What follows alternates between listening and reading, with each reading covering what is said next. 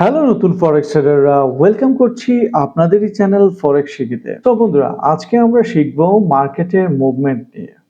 ফরেক্স মার্কেটে মুভমেন্ট কয় প্রকার? ফরেক্স মার্কেটে দুই ধরনের মার্কেট মুভমেন্ট হয়ে থাকে।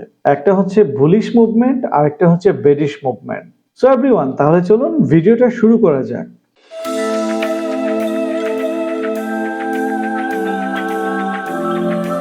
সো যেটা বলছিলাম এভরিওয়ান, ফরেক্স মার্কেটে দুই ধরনের মুভমেন্ট থাকে। একটা হচ্ছে বুলিশ মুভমেন্ট আর একটা হচ্ছে bearish movement. So bullish movement কাকে বলে আমি সহজে বোঝাই। সহজ কথায় বুলিশ মুভমেন্ট হলো ফরেক্স মার্কেটের ঊর্ধ্বমুখী বৃদ্ধি, যাকে আমরা আপ ট্রেন্ড বলে থাকি। তখন মার্কেটে বায়ারদের আধিপত্য লক্ষ্য করা যায়। বুলিশ মার্কেটে বায়াররা দামের নিচের দিকে ট্রেড ওপেন করেন এবং আপ ট্রেন্ড শেষ হওয়ার আগ পর্যন্ত, অর্থাৎ মার্কেট রিভার্সাল হলে প্রফিট বুক করে থাকেন। সো এভরিওয়ান, পাশের চিত্রতে দেখুন, এখানে একটা চার্ট আছে এবং চার্টের নিচের দিকে একটা এন্ট্রি আছে বাই এন্ট্রি, এবং বাই এন্ট্রির পরে মার্কেটটা কিন্তু উপরের দিকে উঠেই গেছে। হ্যাঁ, সো এটাই হচ্ছে আপ ট্রেন্ডের একটা সিম্পল উদাহরণ। সো এবার আমরা জানবো বেরিশ মুভমেন্ট কি। সহজ কথায় বেরিশ মুভমেন্ট হলো ফরেক্স মার্কেটের নিম্নমুখী দরপতন, যাকে আমরা ডাউন ট্রেন্ড বলে থাকি। তখন মার্কেটে সেলারদের আধিপত্য লক্ষ্য করা যায়। বেরিশ মার্কেটে সেলাররা দামের উপরের দিকে ট্রেড ওপেন করেন এবং ডাউন ট্রেন্ড শেষ হওয়ার আগ পর্যন্ত, অর্থাৎ মার্কেট রিভার্সাল হলে প্রফিট বুক করে থাকেন। পাশের চিত্রে আপনারা দেখুন, এখানে উপরের দিকে একটা সেল এন্ট্রি নেওয়া আছে এবং এরপরেই মার্কেট নিচের দিকে নামতে থাকে। এটাই ডাউন ট্রেন্ডের একটা চিত্র এখানে আমরা দেখতে পেলাম। সো আমরা সহজে জানলাম ফরেক্স মার্কেটের মুভমেন্ট সম্পর্কে। সো এবার আমরা জানবো ফরেক্স মার্কেটে দুই ধরনের ট্রেন্ড থাকে। আমরা আগে মুভমেন্টের কথা জেনেছি, এখন জানবো আমরা ট্রেন্ড।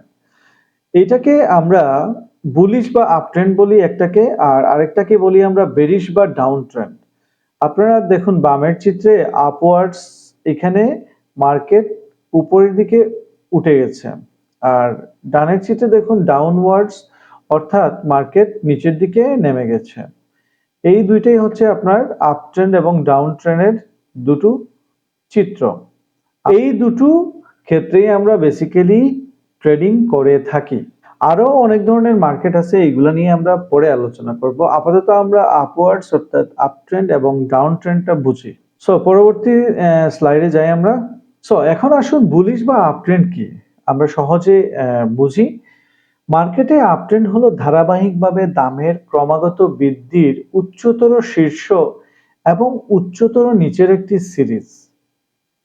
অর্থাৎ এই কথাটার অর্থ হচ্ছে দামটা পাশের চিত্রে দেখুন একটা রেঞ্জ ধরে উঠানামা করতে থাকে।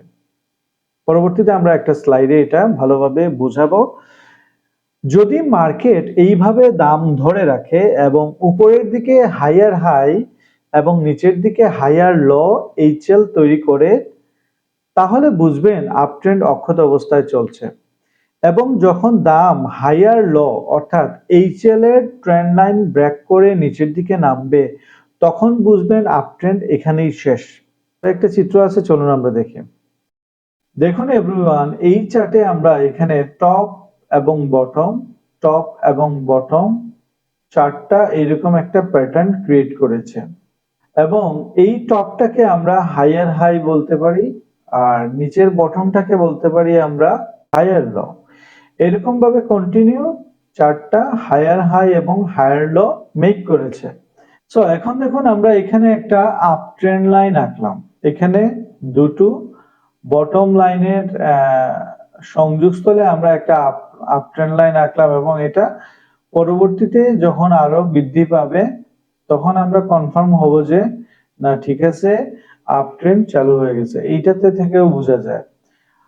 সো এখানে আমরা একটা ট্রেন্ড লাইন আঁকলাম, এটা হচ্ছে আমরা এটাকে সাপোর্ট বলতে পারি, আর উপরের দিকে আরেকটা ট্রেন্ড লাইন আঁকা যাবে, দেখুন এটাকে আমরা রেসিস্ট্যান্ট বলি।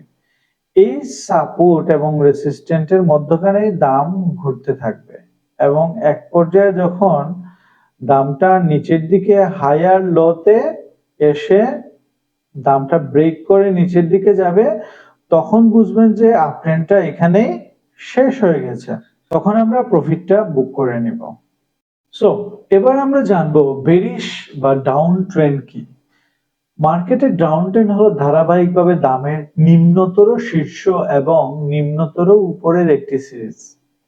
যদি মার্কেট এইভাবে দাম ধরে রাখে এবং নিচের দিকে হাইয়ার লো এইচএল এবং উপরের দিকে হাইয়ার হাই এইচএস তৈরি করতে থাকে, তাহলে বুঝবেন ডাউন ট্রেন্ড অক্ষত অবস্থায় চলছে। এবং যখন দাম higher high trend line break করে উপরের দিকে উঠবে, তখন বুঝবেন ডাউন ট্রেন্ড এখানেই শেষ।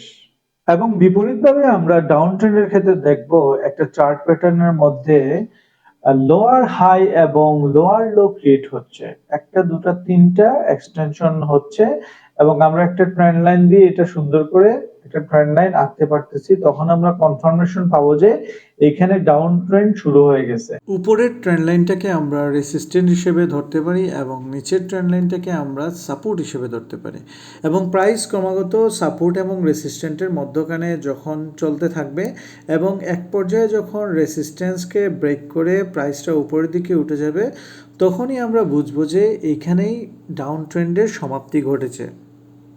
সো এভরিওয়ান, আশা করি আপনারা এই বেরিশ মার্কেট এবং বুলিশ মার্কেট অর্থাৎ আপ ট্রেন্ড এবং ডাউন ট্রেন্ডের বেসিক যে ধারণাটা এখান থেকেই পেয়ে গেছেন।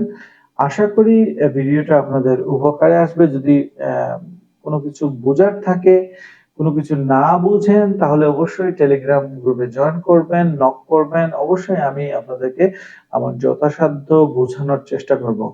তো আজ এই পর্যন্তই, কথা হবে অন্য কোনো ভিডিওতে। সে পর্যন্ত ভালো থাকুন, টেক কেয়ার, আসসালামু আলাইকুম।